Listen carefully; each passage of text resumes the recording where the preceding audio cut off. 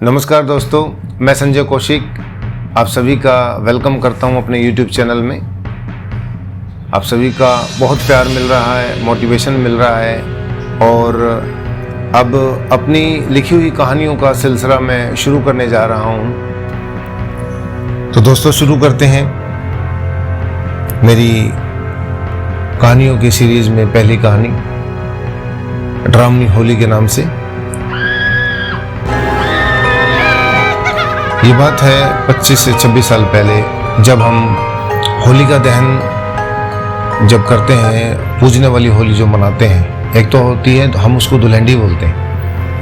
रंग से खेलने वाली होली को हम दुल्हंडी कहते हैं और पूजने वाली होली को होली, जिसमें होली का दहन होता है। लकड़ियों का एक पहाड़ सा बना देते हैं और उसमें सुबह से शाम तक पूजन चलता रहता है और शाम को फिर कोई भी मौजूद आदमी उसमें आग लगा देता है, जिसको कहते हैं होली का दहन।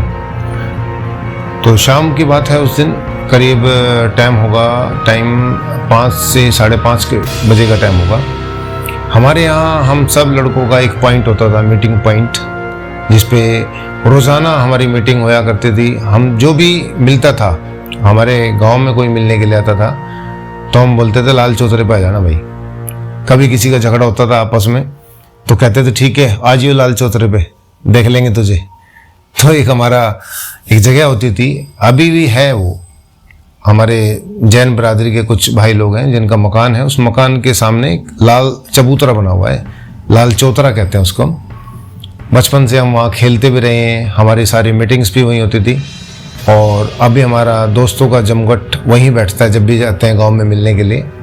तो जो भी मेरे साथ के जो साथी लोग हैं सभी लाल चौतरे पर आकर बैठते हैं, बचपन की यादें ताज़ा करते हैं। उसी लाल चौतरे पे हम सब बैठ कर के अगले दिन यानी दुल्हंडी की प्लानिंग कर रहे थे। 5:30 बजे का टाइम रहा होगा। अब दुल्हंडी की तैयारी चल रही थी कि भाई होली खेलेंगे, सुबह ढोल वाले बुला लेंगे, ढोल पे पहले होली खेल के नाचेंगे, कूदेंगे, मस्ती करेंगे। उसके बाद फिर जो हमारी जो दूसरी टीम होती थी क्रिकेट की, कि दूसरी टीम को बोल देंगे मैच के लिए, और साउथ सिटी में हमारा ग्राउंड होता था।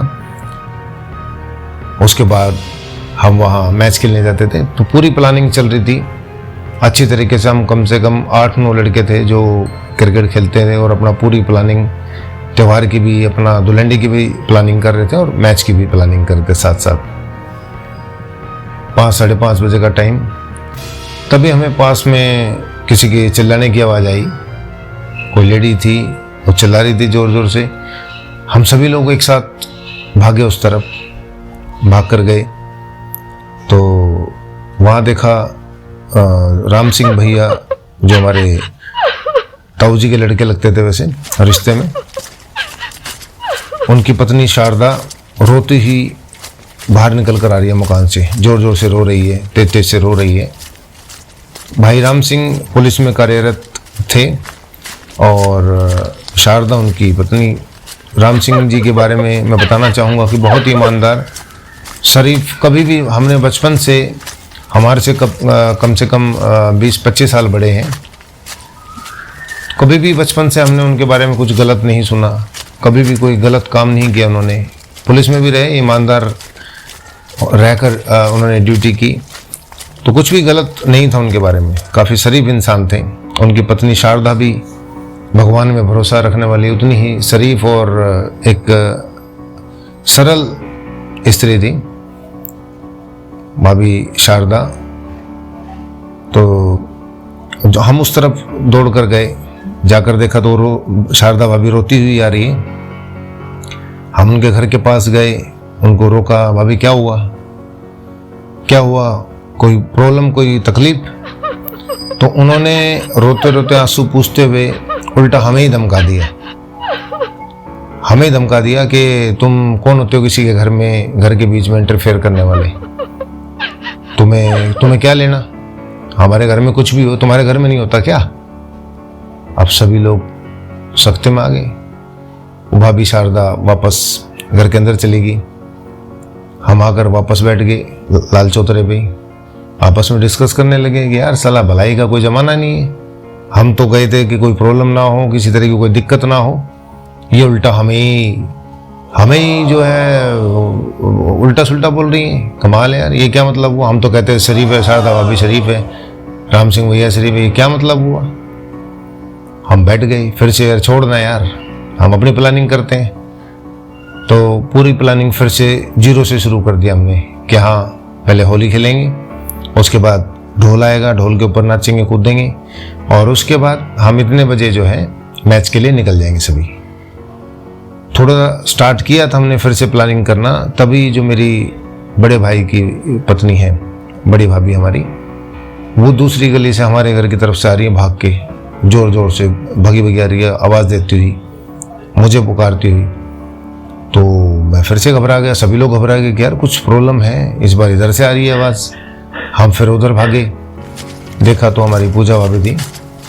उन्होंने कहा जल्दी चलो, वो अंदर जो है वो प्रॉब्लम हो रही है बहुत ज़्यादा वहाँ। तो वो सबको जो है राम सिंह भैया उठा कर फेंक रहे हैं सबको, किसी को मुंह से काट रहे हैं, किसी को मार रहे हैं बुरी तरह से। शारदा की भी पिटाई करी उन्होंने बहुत ज़्यादा। अब हम सभी एकदम से फिर हमारे घर की तरफ से, क्योंकि उसके 2 दरवाजे हैं, जो राम सिंह भैया के मकान है उसके 2 दरवाजे हैं, एक हमारी तरफ खुलता है और एक लाल चौतरे की तरफ पीछे की तरफ। हम अपने मकान की तरफ से गए कि देखें क्या माजरा है। अब जाकर देखा तो हमारे पहुंचने से पहले ही करीब 20 कदम पहले तक बहुत ज़ोर ज़ोर से आवाज़ आ रही थी, जैसे बहुत ज़ोर से कोई झगड़ा कर रहा है, लड़ाई कर रहा है। हम थोड़ा और नज़दीक गए तो वहाँ हमसे पहले कम से कम 15-20 लोग और लेडीज़, बच्चे, जवान और लोग खड़े हुए थे, देख रहे थे कि क्या माजरा है, क्या बात हो रही है। कभी आज तक राम सिंह भैया के मकान से कभी इस तरह की आवाज़ आई नहीं। सभी मकानों में झगड़े होते थे, सभी लोग लेडीज़ जेंट्स आपस में झगड़ा करते थे, लेकिन ये राम सिंह भैया की खासियत थी, बड़े ही सरल और सॉफ्ट दिल के इंसान थे। कभी भी किसी से कोई मतलब ही नहीं, स्माइल चेहरे पे रखना हमेशा, और शराफत का चोला हमेशा ओढ़ के रखते थे। ये आज अचानक क्या हो गया? तो कुछ लोग कह रहे थे दारू पी ली होगी, पुलिस में है, फ्री में मिलता है शराब, दारू पी ली होगी और क्या है। तो कुछ फिर उनको करेक्ट कर रहे थे, अरे नहीं यार ऐसा थोड़ी होता है, राम सिंह और शराब ना ना ना, मतलब ही नहीं, भगवान भी कहे तो भी यकीन ना करें हम थोड़ा और नज़दीक गए। अब नज़दीक जाके देखते हैं तो सीन बहुत ही खतरनाक था। जो राम सिंह भैया है, राम सिंह भैया के जो साले थे, उनके गर्दन पे, हाथ पे और पाँव में, उसके चेहरों पे थप्पड़ मार रखे थे, छपे हुए थे, लाल चेहरा कर रखा था मार मार के। और उनका नाम रमेश था, उनके साले का। हाथ पर भी बाइट करने के जो दांत छपे हुए थे बुरी तरह से, जैसे मांस निकाल लिया हो, बहुत बुरी तरह से काट रखा था। और ज़ोर ज़ोर से चिल्ला रहा था, खा जाऊंगा, मार डालूंगा, ये कर दूंगा, वो कर दूंगा। अब आवाज़, लेकिन जब हमने ध्यान से सुना तो उनकी आवाज़ थी नहीं वो, क्योंकि हम सोच रहे कोई और भी बंदा है, कोई और बंदा बोल रहा है। तो क्योंकि जब तक हमने राम सिंह भैया को नहीं देखा था, उसके साले का हाल देखा था, शारदा भाभी का देखा था, शारदा भाभी को भी 1-2 जगह से हाथ पे काट रखा था। रमेश का देखा हाल, उसके चेहरे पे आंसू निकल रहे थे आंखों से, चेहरे पे, गर्दन पे, हाथ पे, कोहनियों पे, पैरों पे, हर जगह उसने बाइट कर रखा था और बुरी तरह से मार रखा था। अब सभी लोग फिर से कि यार ये आवाज़ किसकी है, कौन है, कौन बोल रहा है। जाके देखा तो वो तो शरीर राम सिंह भैया का, चेहरा राम सिंह भैया का, आवाज़ कोई दूसरी निकल रही है, दूसरी आवाज़ आ रही है वहाँ से। तो सब कान में कानाफूसी करने लगे कि यार ये जो गाजियाबाद में श्यामलाल है ना, शामू की आवाज़ है, ब्लैर शामू की आवाज़ है, ये क्यों निकालेगा?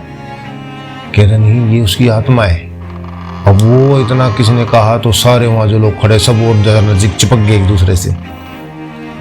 ऐसा लग रहा था जैसे हवा भी पास ना हो उसमें से, सब चिपक गए एक दूसरे से कि अच्छा ये तो, हाँ यार ये तो वही आवाज़ है। और हमने भी गौर से सुना, 100% कोई मिलावट नहीं उसमें, 100% आवाज़ वो शामू भैया की लग रही थी, सेम, बिल्कुल सेम टू सेम।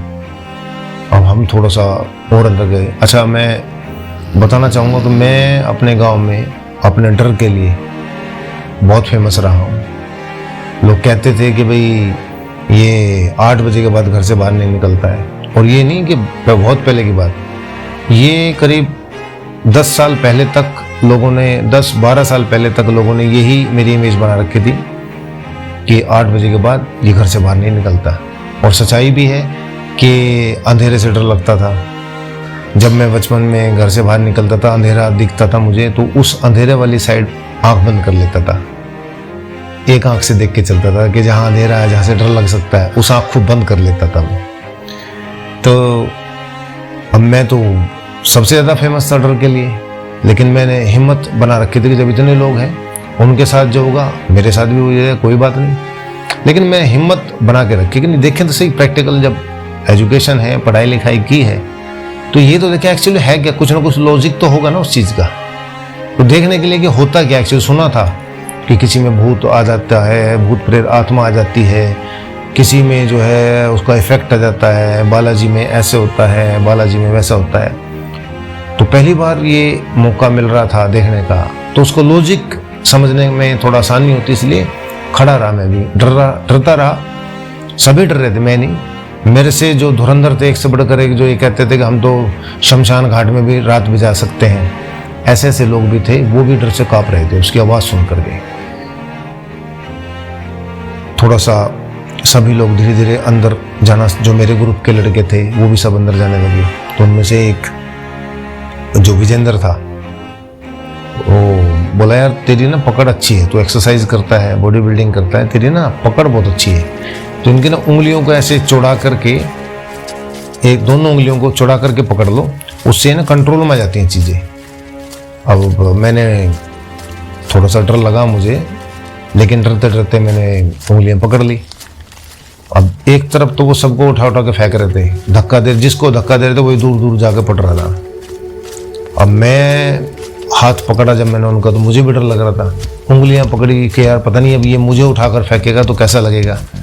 लेकिन मैंने भी मन पर पत्थर रखा, डर को काबू किया, और उनकी दोनों उंगलियां एक हाथ में और दूसरी उंगली दूसरे हाथ से ऐसे चौड़ा के जो है पकड़ ली। उसके बाद धीरे धीरे धीरे थोड़ा थोड़ा सा सब बैठने स्टार्ट हो गया आसपास। कुछ लोग दरवाजे के बाहर ही खड़े थे, वो खड़े रहे। कुछ क्षण के बाद राम सिंह भैया थोड़ा थोड़ा चेहरा, क्योंकि जब हम अंदर गए थे तो उनकी आंखें ऊपर की तरफ थी, उनकी आंखें ऊपर की तरफ थी, और उनकी आवाज़ थी जो वो बहुत भयानक थी। खा जाऊंगा, मार दूंगा, काट दूंगा।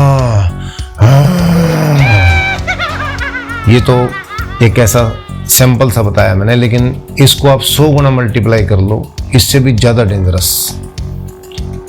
रात धीरे धीरे बढ़ रही थी, मेरी टाइम लिमिट 8 बजे का टाइम था, वो भी लिमिट क्रॉस हो रहा था। धीरे धीरे 8 से 8:30, 9 सभी लोग अंदर बैठ गए। हमारी जो ग्रुप के लड़के थे वो भी। थोड़ी देर में भैया नॉर्मल हुए तो देखा कि सारे लड़के बैठे हुए हैं। अरे राम सिंह भैया एकदम चौंक के, अरे क्या हुआ? आज तो भाई पूरी क्रिकेट मंडली बैठी है, आज तो क्या कुछ प्रोग्राम है? हम में से जो एक हेमचंद भाई साहब बोले कि यार वो कल होली है ना, तो आपको तो पता है होली खेलने के बाद उसके बाद हम मैच खेलने जाते हैं, बस कल का वही प्लानिंग कर रहे थे। तो राम सिंह भैया तो होश में तो आ ही चुके थे। बोले अरे यार एक काम करना, चाय बना के ला सबके लिए। शारदा भाभी को बोले कि सबके लिए ना चाय बना के ला। उनमें से कोई एक गलती से बोल गया, और भाभी चाय के साथ ना थोड़ा सा वो घेवर वगैरह या कुछ हलवा वगैरह हो तो वो भी ले आना। अब जैसे ही नाम लिया हलवे का और घेवर का, अब एकदम से फिर से उनकी पहले आंखें घूमती थी, आंखें ऊपर की तरफ जाने लग जाती थी, जैसे किसी में आपने देखा होगा भूत बाधा आती है या ऊपरी हवा जिसके इफेक्ट रहता है, तो वो आपने देखा होगा आंखों की मूवमेंट्स होती हैं उसकी।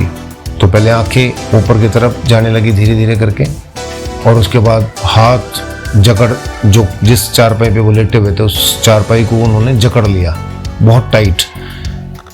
एक हाथ उसका मेरे हाथ में ही था, दोनों उंगलियां मैंने पकड़ रखी थी पहले, लेकिन अभी छोड़ी हुई थी। तो एक हाथ से उन्होंने चारपाई को पकड़ लिया, दूसरा हाथ हमने फिर से जब कंडीशन देखी तो उनका हाथ फिर से कंट्रोल करने के लिए फिर से पकड़ लिया मैंने। अब एकदम से ऊपर देखते देखते छत की तरफ देखने लगे और फिर उसे वही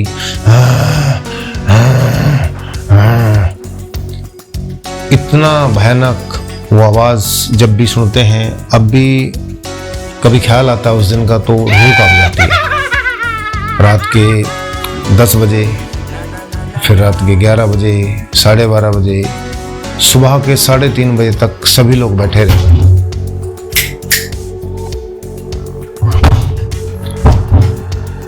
सुबह के 3:30 बजे तक सभी लोग बैठे रहे और उस 3:30 बजे तक सभी लोग, बीच बीच में राम सिंह भैया की वही दशा होती थी जैसे कोई आत्मा उस पर हावी हो रही है और बीच बीच में नॉर्मल हो जाते थे।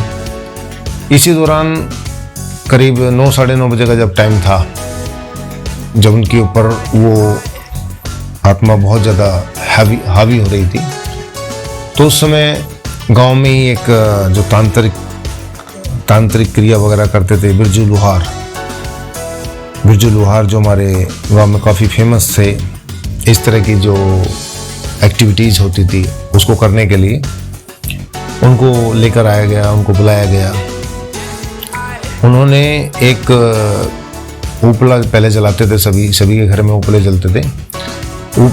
जलते हुए उपले में लाल मिर्च, नमक, ये दोनों डाल दिए, जैसे धुनी लगाते हैं, उसके ऊपर रख के और राम सिंह भाई साहब के मुंह के पास लेके गए। वो सारा धुआं उनकी नाक में, आँख में घूमने लगा और जितने भी लोग वहाँ खड़े थे, जितने लोग वहाँ खड़े हुए थे, सभी की नाक में, आँख में आंसू, छींक, खांसी, धसक, मतलब बुरा हाल हो गया जो भी लोग वहाँ खड़े हुए थे। और एक हमारे राम सिंह भाई साहब थे, अब वो हंस रहे हैं, कोई खांसी नहीं आई, कोई जुकाम नहीं हुआ, कोई धसक नहीं गई उनको, और खतरनाक वाली हंसी हंस रहे हैं जिसको देख करके रूह कांप जाती है। अगर आज भी कोई वो सीन देख लेते हैं, याद कर लेते हैं, रूह कांप जाती है सच में। वो स्माइल कर रहे हैं और कह रहे हैं कुछ नहीं होगा, इससे कुछ नहीं होने वाला, मैं जो है भाग जा यहाँ से, बिरजू भाग जा।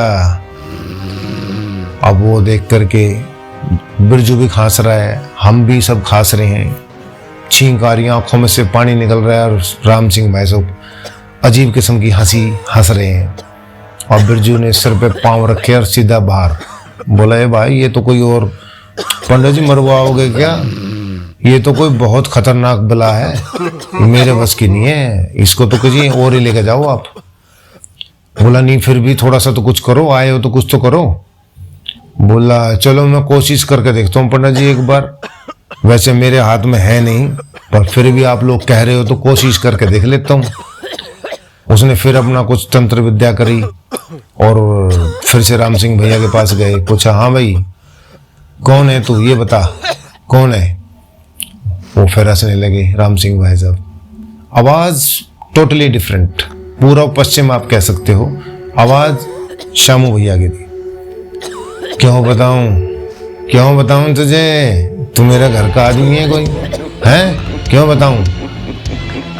तो बिरजू को भी पता था, उसको बिरजू लोहार को बता दिया था कि भाई ये शायद उनकी आत्मा रखी है, इनके भाई श्यामलाल एक्सपायर हो गए थे, शायद उनकी आत्मा है क्योंकि आवाज़ उन्हीं की है। तो बोला मुझे मालूम है तो श्यामलाल है, शामू है। बोला फिर कर ले, क्या करेगा, पाड़ ले, मेरा क्या बाल पड़ेगा तू। बोला नहीं इतना नहीं, मैं तो ये चाहता हूँ कि तू इन बच्चों को क्यों परेशान कर रहा है, तो जहाँ रहता था वहीं जा, तो गाजियाबाद जा अपना, यहाँ क्यों परेशान कर रहा है लोगों को। गाजियाबाद जाके देख वहां पर कितना अरेंजमेंट कर रखा है तुम्हारी बॉडिया ने। बोला अच्छा क्या अरेंजमेंट कर रखा है। बोला सारे चारों तरफ मकान के किले ठुकवा रखी है तांत्रिक से, आप जाके देखो वहां पे, मैं कैसे जाऊं वहां पे, पूरा अरेंजमेंट कर रखा उसने। अब सभी लोग सुनकर एकदम से फिर से बोला तो तू इनको क्यों परेशान कर रहा है, क्या बात होगी। क्यों को परेशान कर रहा हूँ? परेशान कहाँ कर रहा हूँ मैं? अपने घर वालों से मिलने भी ना आए हैं? अपने घर वालों से मिल भी नहीं सकते? अपना दुख कहाँ बताऊं? घर वालों को तो बताया जाएगा।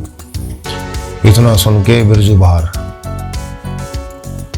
आया। थोड़ी देर के बाद वो चला गया, बोला पंडित जी मेरे बस की नहीं है, हाथ जुड़वा लो, मैं नहीं कर सकता कुछ। उसके बाद वो थोड़ा थोड़ा नॉर्मल हुए, फिर से नॉर्मल हो गए। तो उनसे पूछा, और भाई क्या हुआ, कोई प्रॉब्लम? राम सिंह भैया क्या हुआ? बोला कुछ नहीं, क्या प्रॉब्लम होनी थी, मैं तो ठीक ठाक हूँ। बोला नहीं, तो तबीयत से खराब बता रहे थे। बोला नहीं यार, वो श्यामलाल मिला था, मैं खेत में से आ रहा था।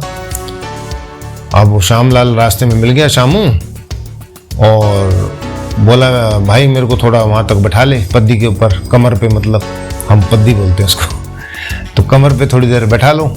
मैंने बैठाया, घर तक ले गया उसको मैं, और उसमें ना वेट बहुत बढ़ गया भाई। अब शामू को मैंने पहले भी बैठाया है कमर पे, लेकिन वो अब तो बहुत हैवी हो रहा है, बहुत बोझ लग रहा था मेरे को।